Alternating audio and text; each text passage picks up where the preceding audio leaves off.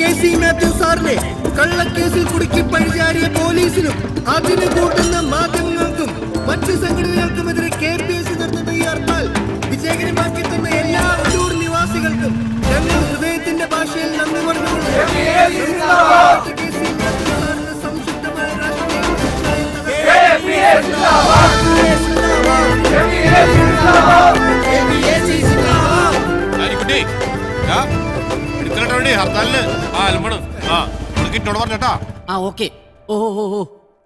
റോട്ടിലൊരൊറ്റ ആള് ചേട്ടാ കേസിക്ക് പബ്ലിക്കിൽ ഇത്ര സപ്പോർട്ട് ഉണ്ടെന്ന് എനിക്ക് ഇപ്പൊ ബോധ്യായിട്ടാ.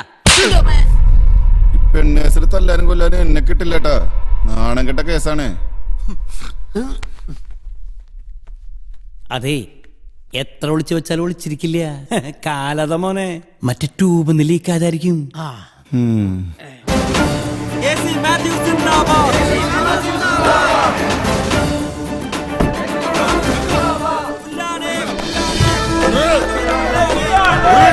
ഞാൻ കപ്പ പ്രസിഡന്റാണ്. കപ്പല്ല ചക്ക. വണ്ടി കയറോ, ആളെ പിടിച്ച് കയറോ, വണ്ടി എടുക്കണോ.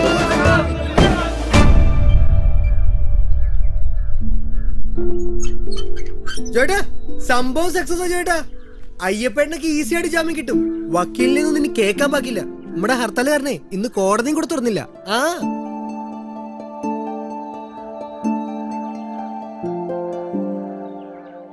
എനിക്ക് അവനെ കൊന്നാ പോരാ, വെട്ടി നുറുക്കണം വക്കീലെ.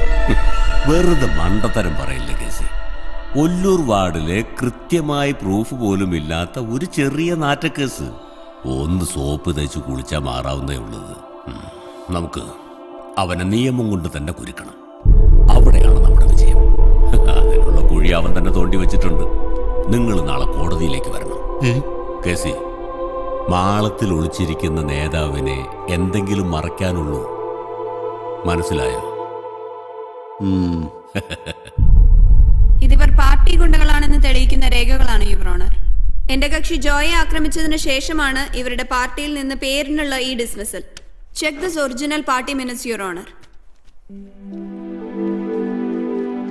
ഈ കേസുമായി ബന്ധപ്പെട്ട ഒരു ഇൻട്രസ്റ്റിംഗ് ഡെവലപ്മെന്റ് ആണ് ഇന്നലെ നടന്നിരിക്കുന്നത്. Please see this your honour. ഇതാണോ? ഇത് ഞാൻ നില കണ്ടിരുന്നു. കേസിന്റെ പെണ്ണ് കേസ് ഹർത്താലല്ലേ? ഈ വ്യാജ ഹർത്താലിന് പിന്നിൽ ആരൊക്കെയാണെന്ന് ജോയ്ക്ക് അറിയാമോ?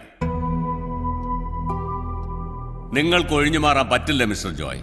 നിങ്ങളുടെ ഇമെയിലിൽ നിന്നാണ് ആ നോട്ടീസിന്റെ സോഫ്റ്റ് കോപ്പി തൃശൂർ പ്രിന്റേഴ്സിൽ എത്തിയിട്ടുള്ളത്. ഇന്നലെ ഹർത്താലിന്റെ ഭാഗമായി ഒല്ലൂർ പോലീസ് കസ്റ്റഡിയിൽ എടുത്തിട്ടുള്ളവരിൽ പലരും നിങ്ങളോടൊപ്പമുള്ളവരായിരുന്നു. ആണോ താക്കോൽക്കാര?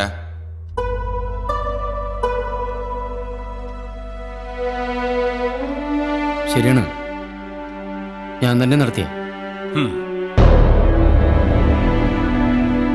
ഈ ഹർത്താൽ വിജയിക്കാനുള്ള കാരണം പെണ്ണ് കേസിൽപ്പെട്ട കെ.സി. മാത്യൂസിനോട് ജനങ്ങൾക്കുള്ള സപ്പോർട്ട് കൊണ്ടാ? അല്ല, നമ്മുടെ നാട്ടുകാർക്ക് ഹർത്താൽ എന്ന് കേട്ടാൽ മതി അത് ഏത് പാർട്ടി നടത്തണം എന്നുള്ളതൊരു വിഷയമല്ല. ഡെയിലി ഓരോരോ കാരണങ്ങൾ പറഞ്ഞ് ഹർത്താൽ ആഹ്വാനം ചെയ്യാനുള്ള ധൈര്യം വെച്ചോണ്ട് ഇത് തന്നെയാ. ഈ തേങ്ങയാറിന് ഇവിടെയുള്ളവർക്ക് എന്തൊക്കെ നഷ്ടങ്ങളാ വരുന്നതെന്ന് ചിന്തിക്കേണ്ട വെച്ചോളൂ. അത്തരം വലിയ വലിയ കാര്യങ്ങൾ ചിന്തിക്കാനും പ്രവർത്തിക്കാനും ഇവിടെ ഒരു ഗവൺമെന്റ് മിഷനറി ഉണ്ട് mister Joy. But for the time being ഒരു വലിയ സമൂഹത്തിന്റെ നിലനിൽപ്പിന് തന്നെ ഭീഷണിയായേക്കാവുന്ന ഒരു സാമൂഹ്യ വിപത്താണ് മിസ്റ്റർ ജോയ് എന്ന് സ്വയം കോടതിയിൽ സമ്മതിച്ചിരിക്കുന്നു. ഇങ്ങനെ ഹർത്താൽ നടത്തി ജനജീവിതം തടസ്സപ്പെടുത്തിയതിന് ഇന്ത്യൻ ശിക്ഷാ നിയമപ്രകാരം 3 വർഷം വരെ കഠിന തടവ് ലഭിക്കാവുന്ന ക്രിമിനൽ കുറ്റമാണ് മിസ്റ്റർ ജോയ് ചെയ്തിരിക്കുന്നത്. ഇയാളെപ്പോലെ അപകടകാരിയായ ഒരു മനുഷ്യനെ തുറന്നുവിട്ടാൽ അത് ഈ നാടിന് തന്നെ ഭീഷണിയായേക്കാം.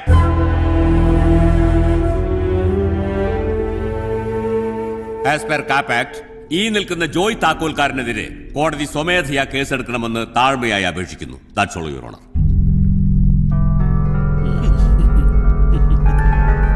സർക്കാരിനെ വെല്ലുവിളിച്ച് ജോയ് താക്കോൽക്കാരൻ ഹർത്താൽ നടത്തിയത് ഗുരുതരമായ ചട്ടലംഘനം തന്നെയാണ്. ആയതിനാൽ ഈ കേസിന്റെ തുടർ നടപടികൾ ഉണ്ടാകും വരെ ജോയ് താക്കോൽക്കാരനെ പോലീസ് കസ്റ്റഡിയിൽ വിടാൻ ഈ കോടതി ഉത്തരവാകുന്നു.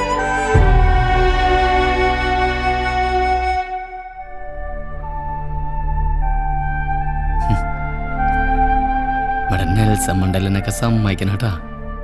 ജയിലെന്ന് പറയണത് ഭയങ്കര ഒരു ഫീലിംഗ് ആണ്. ലോകം മുഴുവൻ പുറത്ത്, നമ്മളീ 6 അടി മുറിയിലും. ബെയിലിന് നമ്മൾ മൂവ് ചെയ്യുന്നുണ്ടെന്നേ, പിന്നെ എന്നാ പിന്നെ എന്നാ ഇത് കോട്ടയം ഭാഷ പറഞ്ഞ നിന്നെ ഞാൻ ഡൈവേഴ്സ് ചെയ്യൂട്ടാ. ആ എന്തായി വക്കീലേ, അല്ല രക്ഷണ്ട. ജാമ്യം കിട്ടില്ല. കോടതിയിൽ പ്രൊഡ്യൂസ് ചെയ്തിട്ട് വിയൂർക്ക് മാറ്റും.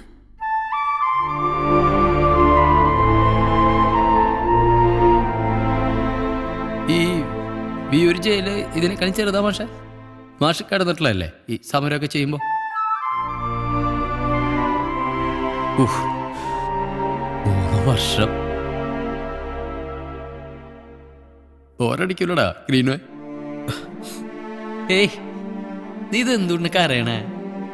കംപ്ലീറ്റ് പോസിറ്റീവാടാ. നമ്മളവിടെ പോയി കഴിഞ്ഞാൽ മനസമാധാനത്തോടെ ചിന്തിക്കാലോ. ഒറ്റൊരെണ്ണം ശല്യപ്പെടുത്താൻ വേണ്ടി വരില്ലേ? പുണ്യാളൻ അഗർബത്തീസിനേക്കാളും ഒരു പുതിയ ഐഡിയ ആയിട്ട് ഞാൻ പുറത്തു വരല്ലോ. നീ നോയിക്കോ. ഒറ്റ വിഷമമുള്ളൂ മാഷെ. ഇത്രയും കാലം ജീവിച്ചിട്ടും ഈ വേൾഡിൽ നമ്മുടെ ഒരു മാർക്ക് ബാക്കി വെക്കാൻ പറ്റിയില്ലേ? അപ്പോഴേക്കിനകത്തായില്ലേ? ജോയെ, നീ ചെയ്ത തെറ്റിലും ഒരു വലിയ ശരിയുണ്ട്. ഇവിടുത്തെ ശരിയൊക്കെ ആർക്കാ വേണ്ട മാഷെ? ഈ നാടിന് വേണം. അങ്ങനെ ആരും അറിയാതെ നിന്റെ ശ്രമം അവസാനിക്കാൻ ഞാൻ സമ്മതിക്കില്ല. നമുക്ക് എന്താ ചെയ്യാൻ പറ്റാ മാഷെ? നിയമം പോലീസൊക്കെ അവരുടെ കൂടെ അല്ലേ? എല്ലാ കാലത്തും എല്ലാ സമരങ്ങളും അങ്ങനെ തന്നെയായിരുന്നു. നിലനിൽക്കുന്ന വ്യവസ്ഥിതിയെ എന്നും തകിടം മറിച്ചിട്ടുള്ളത് ചങ്കുറപ്പുള്ള ശബ്ദമാണ്.